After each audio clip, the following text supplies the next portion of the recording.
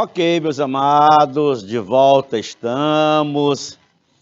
Bom dia para quem está chegando agora.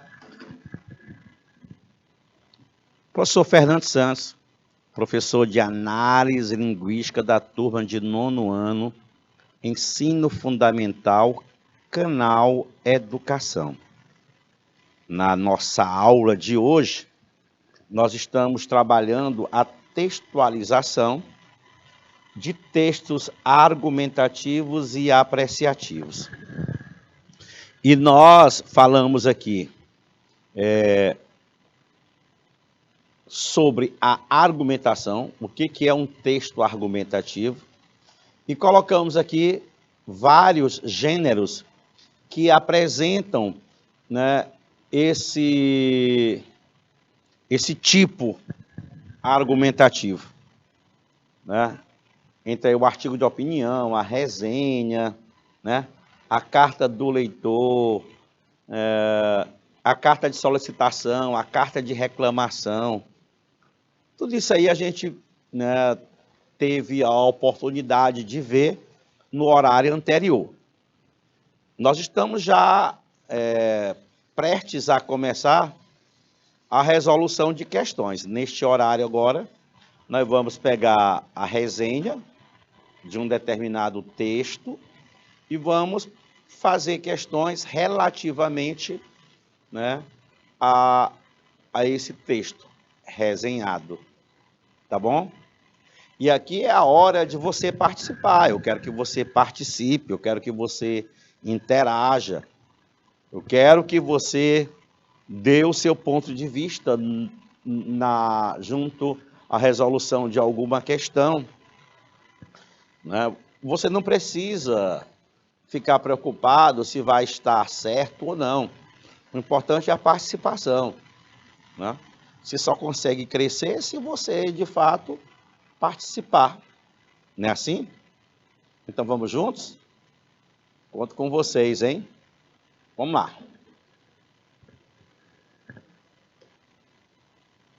Como escrever a conclusão de uma resenha crítica? É na área da conclusão de uma resenha crítica que você pode fazer uma avaliação daquilo que está sendo analisado. Avalie detalhadamente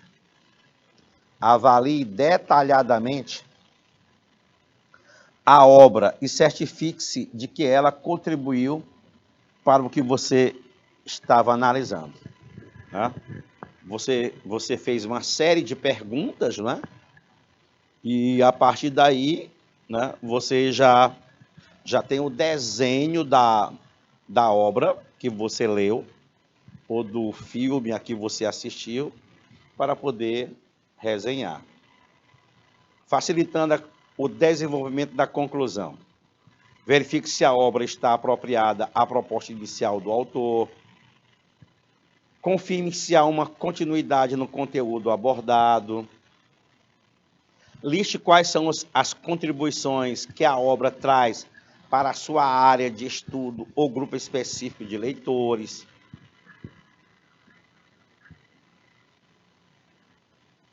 Verifique se você consegue justificar o uso dessa obra no contexto em que foi indicada. Faça um comentário final sobre a obra. Informe se você tem sugestões para futuras pesquisas nessa área. E pontue de que forma a leitura da obra contribuiu para a sua formação. Tá? Aqui o modelo de resenha está aí. Tem a referência bibliográfica. Isso aí é muito importante que você observe, tá? Quando você for resenhar, você vai ter que seguir um modelo, tá? Então, ó, você vai fazer a referência bibliográfica. Logo no início é importante fazer a referência, né, bibliográfica. Nas resenhas é recomendado colocar somente a referência da obra analisada. Apresente o autor, né? Você faz a apresentação do autor. Aí você destaca lá as principais informações da vida, além das influências que contribuíram para a construção da obra. Né? Na perspectiva teórica, é muito importante saber a que tradição teórica pertence o autor da obra que está sendo analisada. Porque isso permite compreender a forma como está organizada, bem como a lógica da argumentação utilizada. Então, referências bibliográficas, apresentação do autor, perspectivas teóricas da resenha, uma breve síntese da obra, você vai fazer uma síntese da obra, e vai fazer o juízo de valor, né?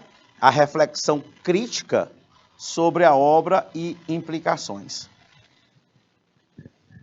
O que mais, prof? Bem, eu coloquei aqui algumas dicas para você fazer uma boa resenha. Algumas dicas, né? Você quer fazer uma resenha legal? Então, aqui estão algumas dicas. Seja imparcial. Seja imparcial. Né? É importante ser imparcial na hora da construção do texto. Se necessário, até mesmo criticar os pontos que achar conveniente. Os aspectos positivos e negativos devem ser pontuados, sem precisar defender nenhum lado. Ah, professor, então, peraí. Eu vou ter que ser imparcial? Sim. Você vai lançar os aspectos positivos daquela obra, os negativos, se houver, tá? Mas você não precisa defender nenhum lado, nem os aspectos positivos, tampouco os negativos. Tá bom? A segunda coisa que você deve utilizar para ter uma boa resenha é a cientificidade. Professor, o que é a cientificidade? Bem, a resenha crítica, ela precisa ser construída com base em análises científicas. Cuidado, análises científicas. Né? Qualquer trabalho acadêmico, né, faz uma análise científica.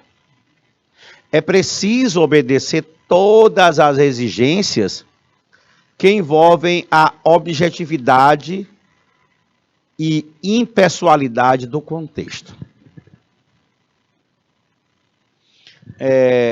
Também é necessário que você observe aquilo que é essencial. Você vai privilegiar, você vai colocar de forma enfática aquilo que é essencial na obra. Né? Você deve priorizar somente aquilo que foi essencial para o leitor se manter preso ao seu texto. Porque se você começa a colocar elementos que não vão prender o leitor, com certeza você não vai fazer uma boa resenha. Né? E o leitor, ele precisa ser impactado. E quando é que ele é impactado? Quando você privilegia aquilo que é essencial. Perfeito? Então, nós temos aí a imparcialidade, nós temos a cientificidade, nós temos o privilégio, aquilo que é essencial.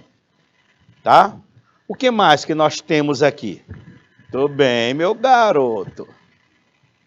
Né? Nós temos agora exercícios, né? Exercícios. E aí, meus amadinhos, né? Nós vamos, claro, colocar aqui um texto que vai ser uma resenha, é claro, né? Tá aí. Leia o texto abaixo e depois responda às questões, né? Resenha crítica sempre ao seu lado. Isso aí é um filme americano, tá, turma? Sempre ao seu lado. Vamos fazer a leitura aqui. O filme americano do diretor Lacey Armstrong conta uma história baseada em fatos verídicos vividos por um cachorro japonês da raça Akita. O diretor Lacey lançou 6 filmes, mas o que ele proporcionou um lucro significativo foi o Sempre ao Seu Lado. Veja aí que ele faz aí uma referência, né? Bibliográfica, né? Antes de começar a resenha propriamente dita. Aí ele começa, né? O conflito começa quando Parker encontra um cãozinho abandonado numa estação de trem. E durante muito tempo ele tenta encontrar seu verdadeiro dono. Mas seus esforços foram inúteis. E ele acaba decidindo ficar com o animal. Ele tenta encontrar seu verdadeiro dono, mas seus esforços foram inúteis e ele acaba decidindo ficar com o animal. A mulher do professor Parker não aceitava o Hachiko em sua casa, por causa de outro cachorro que havia morrido. Mas Parker acaba convencendo-a, argumentando que o cão traria um pouco de alegria para sua casa. Além disso, ele é um modalizador, né? Dá uma sequência ao texto, né? A mulher acaba concordando que o cachorro fique, porque ela percebe que seu esposo já estava muito apegado ao animal. O tempo vai passando e o filme mostra uma intensa amizade entre o cão e o seu dono. Durante vários dias, Hachiko acompanha Parker até uma estação de trem, onde seu dono vai para o trabalho. O filme é uma história muito comovente, que deixa o telespectador envolvido desde o início do enredo. Ele tenta mostrar que até um cachorro pode se tornar o verdadeiro amigo do homem. Basta existir um relacionamento de afeto e lealdade. Você pode passar para mim aí, meu amigo Alciomar, por favor? Para a tristeza do telespectador, quase no final do filme, Parker morre em seu trabalho, enquanto dá aulas de balé. Uma morte muito silenciosa. Hachiko, seu cão fiel, o aguarda durante muito tempo. A esperança alimentava o cão em reencontrar seu dono. Mas todo o seu esforço era em vão. Hachiko ainda tem um sonho muito impressionante com seu dono. E ele ainda acredita que ele vai voltar. A cena que arranca lágrimas de muita gente é quando, mesmo depois de anos, já velho, Hachiko ainda é visto pelas pessoas no mesmo horário na estação de trem, observando cada passageiro desembarcando, ainda na esperança de reencontrar Parker. Pode passar, doutor, por gentileza? O verdadeiro Hachiko nasceu em Odakan em 1923, no Japão. E o seu verdadeiro dono, o Dr. Eisaburo Bueno, professor de universidade, morreu em 1925. Nos anos seguintes, o cão voltou à estação de trem para aguardar o seu dono. Hachiko morreu no mês de março, em 1935, 10 anos depois. Atualmente, existe uma estátua dele na estação de trem Shibuya. O filme é maravilhoso e recomendo para toda a família, pois, além de pertencer a uma classificação livre, ele mostra uma linda história de amor e fidelidade, com brilhantes atuações e fortes emoções. É ou não é lindo esse texto? Essa resenha que foi feita, né? Que é o resumo acompanhado aí da análise interpretativa, né? Muito interessante. E a partir dessa resenha, né, a gente pode fazer o seguinte, a gente pode fazer questões, tá? A gente pode fazer questões envolvendo, né, a resenha, tá? Então vamos lá. Qual é a finalidade desse texto? Qual é a finalidade do texto? A letra A nos diz que é noticiar um filme que em breve será lançado no cinema. Você visualizou isso daí? Sim ou não? Noticiar um filme que em breve será lançado no cinema? A letra B diz apresentar uma história de fidelidade de um cão e a bravura do seu dono. Letra C, criticar determinadas atitudes humanas com seus animais de estimação. E a letra D, apresentar um resumo e um ponto de vista sobre uma obra cultural. E aí? O que você marcaria como resposta para a questão? Só quero lembrar que eu não estou com pressa, eu quero que você releia, tá? A questão. E eu vou deixar até um minutinho para você reler na tela, valendo 1 minuto.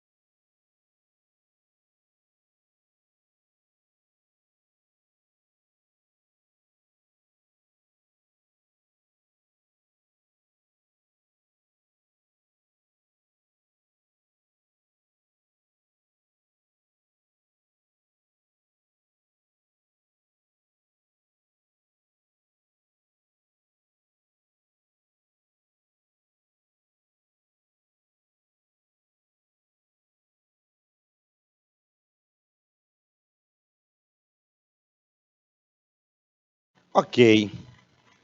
Eu tenho certeza de que você ficou na dúvida entre duas letras. Você ficou na dúvida entre a letra B e a letra D. Eu tenho certeza, né? Você ficou na dúvida entre a letra B de bola, apresentar uma história de fidelidade de um cão e a bravura do seu dono, e apresentar um resumo e um ponto de vista sobre uma obra cultural. Mas eu sei que você marcou, sem sombra de dúvidas, a letra D. Porque a ideia na resenha, né, é apresentar um resumo, e você vai ter um ponto de vista sobre aquilo que você resumiu, sim, que é a análise interpretativa, né? Sobre uma obra, né, que é cultural, sim, né? O filme. Então, a finalidade do texto é essa. A finalidade do texto é apresentar um resumo e um ponto de vista sobre uma obra cultural. A ideia não era só apresentar a história de fidelidade de um cão. Isso aí, na realidade, é o que acontece lá no filme. Mas a finalidade do texto não é só mostrar a fidelidade do cão. Tá? Por isso que a letra D resolve a questão. De acordo com o texto, olha, quando você utiliza segundo o texto, de acordo com o texto, em conformidade com o texto, aí você está partindo para um lado chamado de compreensão textual, que é algo mais objetivo, não mexe com o lado interpretativo, com posicionamento, com releitura. É aquilo que está presente no texto. Então, de acordo com o texto, tá? Você não vai fazer inferências. Você não vai fazer conclusões.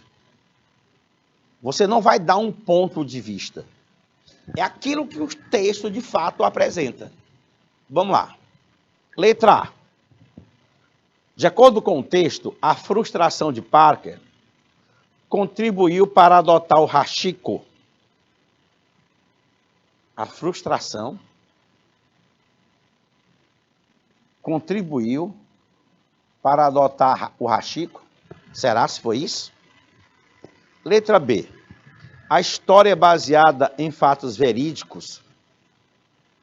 História, fatos verídicos, onde um cão proporcionou lucros ao diretor do filme.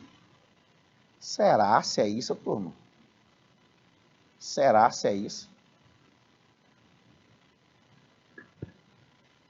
É aquilo que está lá no texto, é compreensão textual. Letra C. O conflito dar início quando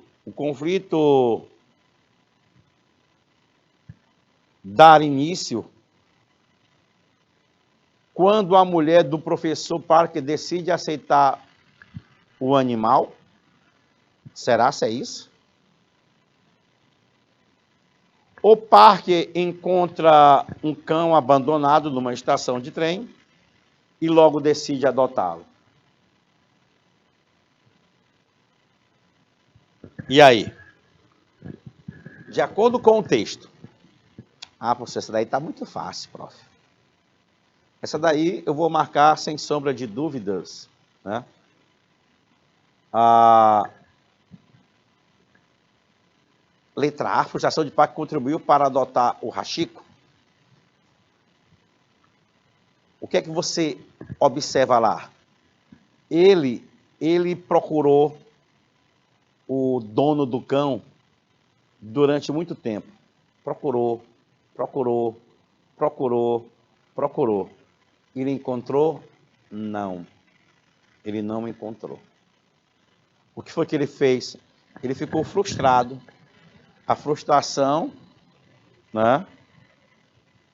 Frustração pelo fato de não ter encontrado o dono do cão. Né? E isso contribuiu para que o Parker adotasse o cão, o Hachiko. Professor de Deus, legal, perfeito. Agora eu compreendi, porque eu estava doidão para marcar, sabe que letra? Letra D de dado. São muito parecidas. No trecho, o diretor Lars lançou 6 filmes, mas o que ele proporcionou um lucro significativo foi o Sempre ao Seu Lado. Né? Esse mas é uma conjunção coordenativa do tipo adversativa. Né? Adversativa. Ela é uma conjunção adversativa. Ela me dá uma ideia de oposição. Aí eu poderia trocar por porém, todavia, no entanto, contudo. Então, você pode marcar sem medo a letra C de casinha. Tá? A letra C de casinha. Vamos andar mais um pouquinho? Eu acho que já está na hora de vocês fazerem, né, uma questão, tá? Tá na hora de vocês fazerem uma questão. Vamos lá. Essa eu vou deixar para vocês fazerem, tá bom? Eu quero que vocês façam a análise. Eu vou aproveitar, vou fazer logo a leitura. Depois vou dar um tempo para você reler e me dar a resposta. A mulher do professor Parker resiste em concordar com o marido em adotar o Hachiko, por causa de outro cachorro que havia morrido. Mas ela acaba aprovando a ideia em aceitar aquele cãozinho em sua casa, porque a relação entre o cão e o seu marido já era intensa, ela acredita que sua filha ficaria alegre, o Hachiko poderia ser uma forma de substituir a ausência deixada pelo outro cão, ou acredita que seu marido ficaria mais amoroso e paciente. Vamos lá, analise aí. Eu vou deixar na telinha mais um minutinho para você, tá? Valendo na tela 2 minutinhos.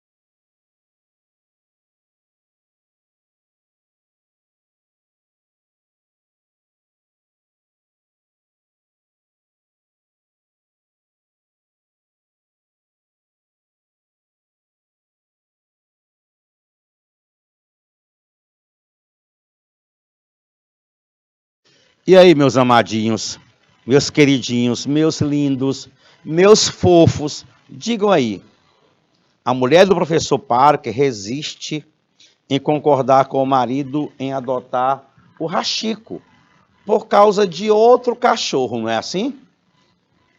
Que havia morrido. Mas ela acaba aprovando a ideia em aceitar aquele cãozinho em sua casa. E por que que ela aceita? Eu vou voltar lá no texto para a gente verificar a razão pela qual ela aceita, tá? Vamos lá. Tá aqui. A mulher do professor Parker não aceitava o Hachiko em sua casa por causa de outro cachorro que havia morrido. Mas Parker acaba convencendo-a, argumentando que o cão traria, vou destacar aqui, ó, o cão traria um pouco de alegria para a sua casa. Além disso, a mulher acaba concordando que o cachorro fique, porque ela percebe que seu esposo já estava muito apegado ao animal. Né? Levaria alegria, né? E além disso, ela disse, não, meu esposo já está muito apegado ao animal, então eu vou adotar. Olha aí, viu? A resposta está lá no texto, viu, turma? A resposta está no texto. Então, é a questão de número 4, né? A relação entre o cão e o seu marido já era intensa. Ela acredita que sua filha ficaria alegre. Não, é o caso da letra B. O Hachiko poderia ser uma forma de substituir a ausência. Não, também não é a letra C. Acredita que seu marido ficaria mais amoroso e paciente. Não. Então, sem sombra de dúvidas, a resposta é a letra A. A relação entre o cão e o seu marido já era intensa, né? Ele já havia se apegado ao cão. Perfeito aí, turma? Entenderam por que, de fato, a letra A responde à questão? Sim, não é? Sim. Vamos fazer aqui a próxima, por gentileza, vamos lá. O trecho abaixo, que se identifica uma linguagem conotativa. Linguagem conotativa. Vocês sabem o que é, né? A linguagem conotativa, aquela figurativa. Aquela que não é real, né? Não é própria.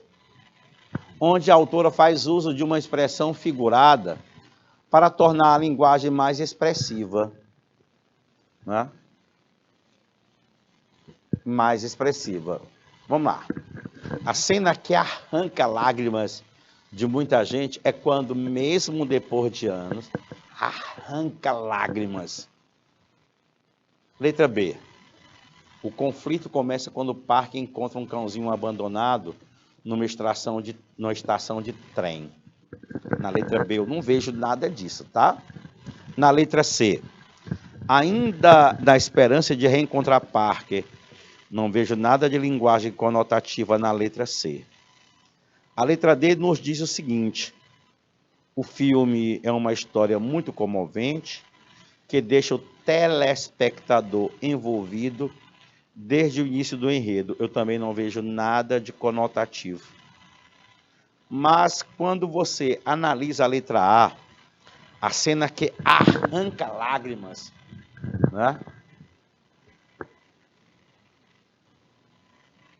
Aí a linguagem fica mais expressiva, né? A cena que arranca lágrimas de muita gente é quando, mesmo depois de anos, né? Ou seja, as pessoas choram, né?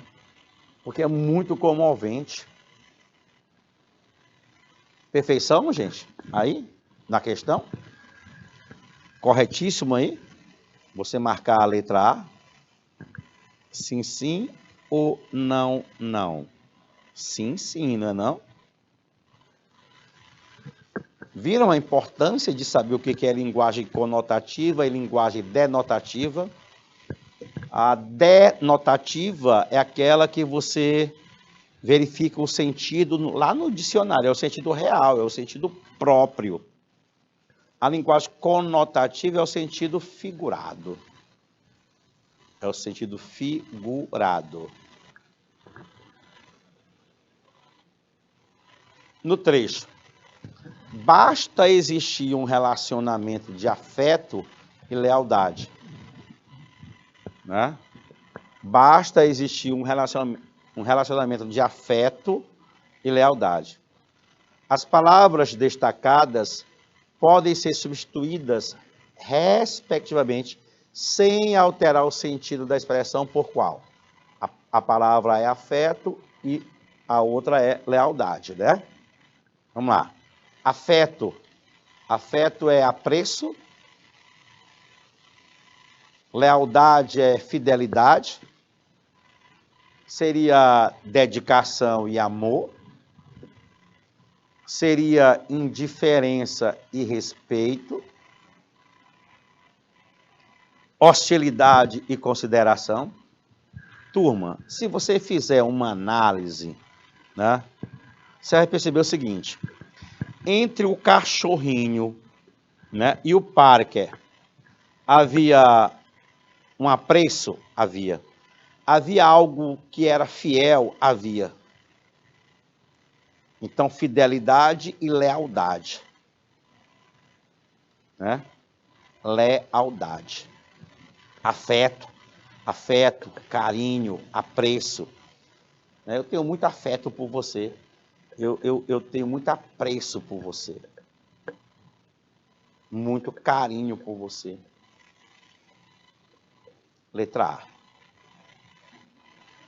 Veja que é possível você responder, né, sem muita dificuldade, turma.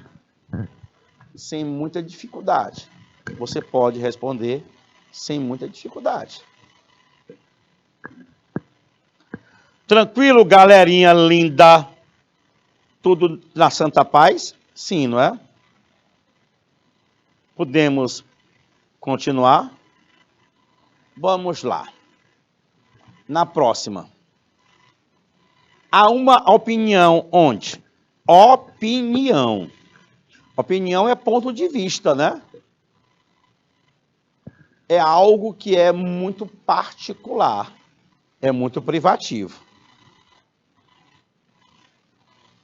Eu vou deixar vocês fazerem. Vou deixar um minutinho para vocês me darem a resposta. Eu quero uma opinião, opinião. Na tela aí, Alcimar, um minutinho, por favor.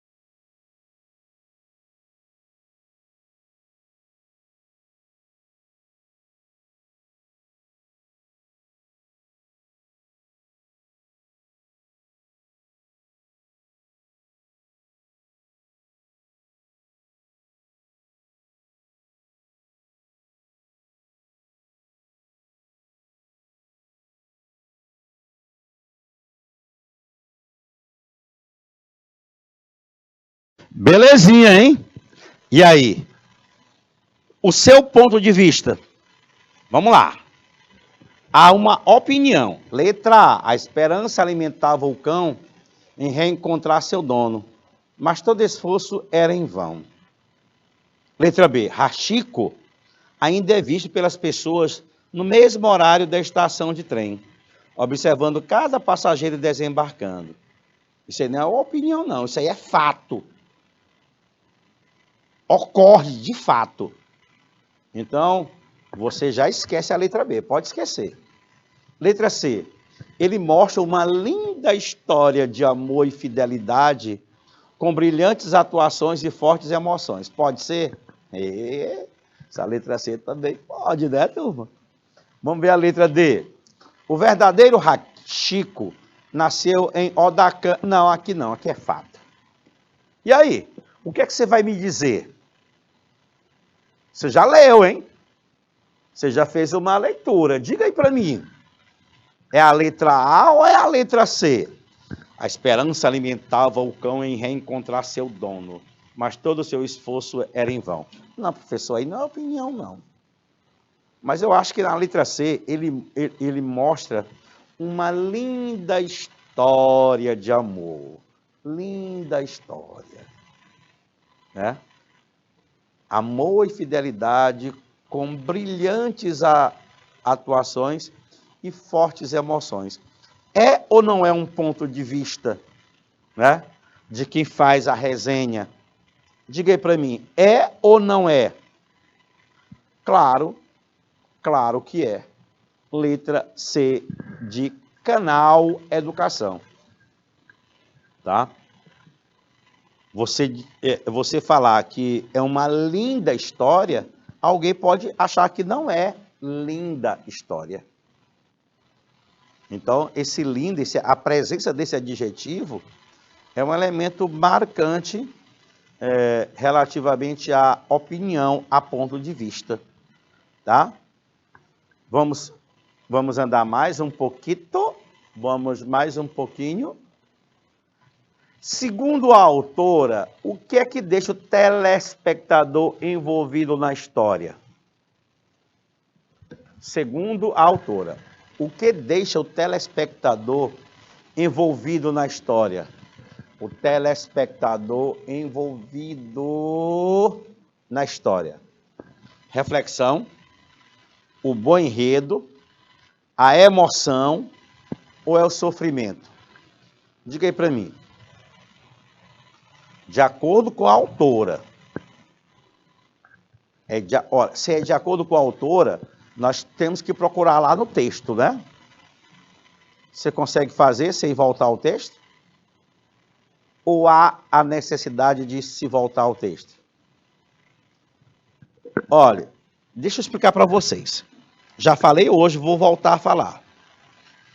Todas as vezes que você encontrar uma questão, né, introduzida por, de acordo com o texto, segundo o autor, de acordo com o segundo parágrafo, em consonância com o que você visualizou em todo o texto. Isso aí é compreensão textual. A resposta está no texto. Então vamos lá, eu vou para o texto. Segundo a autora, o que deixa o telespectador envolvido na história é a reflexão, é o bom enredo, é a emoção ou é o sofrimento? Vamos ver aqui lá no texto. Vamos tentar achar lá no texto, tá? Vou tentar achar lá no texto. Tá chegando, tá chegando. Muito bem. De acordo com a autora do texto. Vamos lá. Eu vou começar por aí. A cena que arranca lágrimas de muita gente é quando, mesmo depois de anos, já velho, Hachiko ainda é visto pelas pessoas no mesmo horário na estação de trem, observando cada passageiro desembarcando, ainda na esperança de reencontrar Parker. Arranca lágrimas. Continuando. O verdadeiro Hachiko nasceu em Odakan, tal. O filme é maravilhoso. E recomendo, o filme é maravilhoso e recomendo para toda a família, pois além de pertencer a uma classificação livre, ele mostra uma linda história de amor e fidelidade com brilhantes atuações e fortes emoções. Fortes emoções. Fortes emoções. Né? Olha aí. Isso aí é o autor do texto, é a autora do texto. Né? Então, turma, já dá para responder, não dá não? Diga que dá, diga que dá, diga que dá, diga, dá, claro, prof. Claro que dá, prof. Né? Isso aqui nós já fizemos, letra A, que é a letra C, né? E aí, qual é a resposta? Ah, você só vai errar se você quiser. Eu até destaquei lá, né, turma? Hein? Você só vai errar se você quiser. Me dê a resposta, meu amadinho, me dê. Né? É reflexão? Não. É? De acordo com a autora, o que deixa o telespectador envolvido na história, olha só, né? É o sofrimento. Aquela emoção que aparece lá, né? É o sofrimento de quem está ali à procura do seu dono, né? Parece emoção a resposta, né? Mas é sofrimento. O sofrimento todo do texto. Massa? Massa. Se você chora, meu amigo, você chora. Você deixa se levar pela emoção e sofre. Né? Aquele cãozinho, né? Ele sofre. Ele vai todo santo dia para o mesmo lugar, observando cada pessoa que passa ali pela estação. 10 anos depois, ele morre. O cachorro morre. 10 anos depois.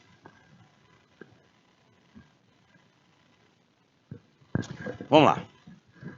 Esse texto que nós fizemos a leitura, ele foi escrito em linguagem informal para torná-lo mais expressivo e comunicativo ao leitor.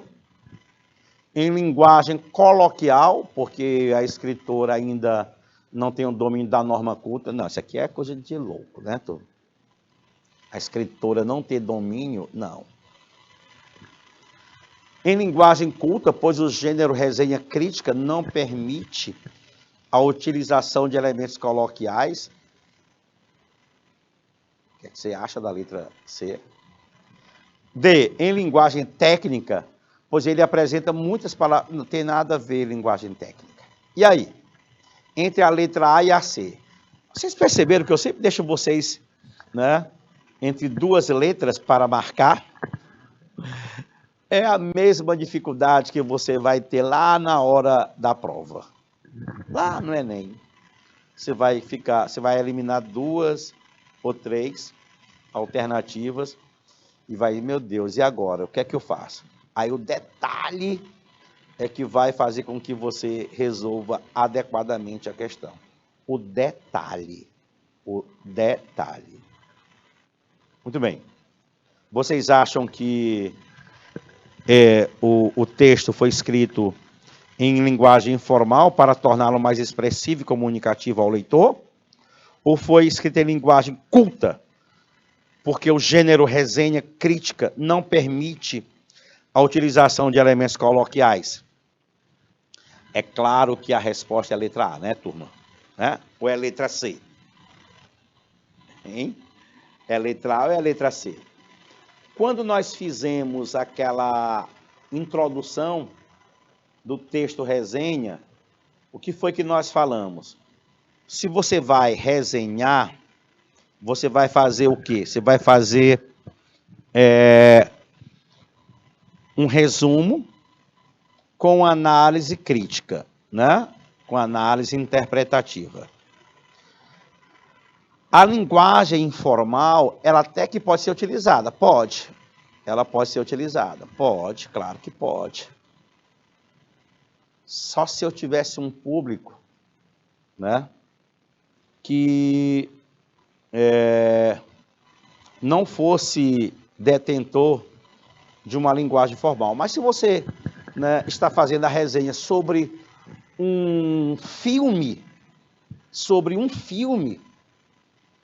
né, geralmente esse público de filme é um público de um grau de escolaridade elevado. Quem não tem um certo grau de escolaridade nem assiste a filmes, não, é muito raro.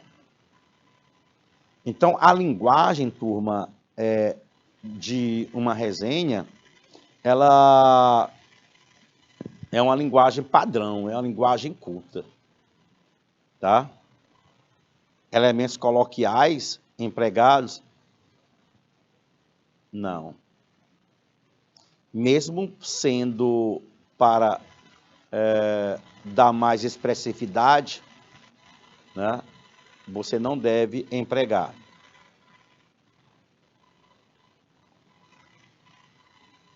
Então, para a questão de número 9, você marca a letra C. O texto foi escrito em linguagem culta, porque esse gênero resenha crítica não permite a utilização de elementos coloquiais. Isso aqui foi visto bem no início da nossa aula, né? O trecho em que há um convite ao leitor para assistir ao filme Sempre ao Seu Lado tem uma passagem lá no final, né? Lá no final do texto tem uma passagem que há um convite, né? Dizendo, inclusive, que não tem censura, é um filme para família.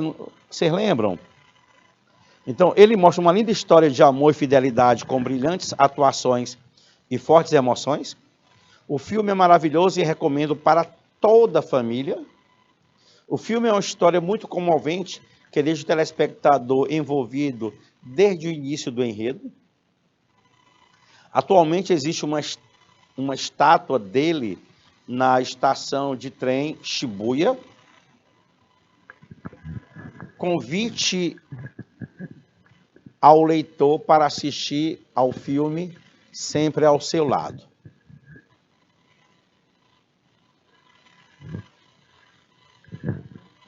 Está lá no final do texto a resposta. Está lá no texto, né?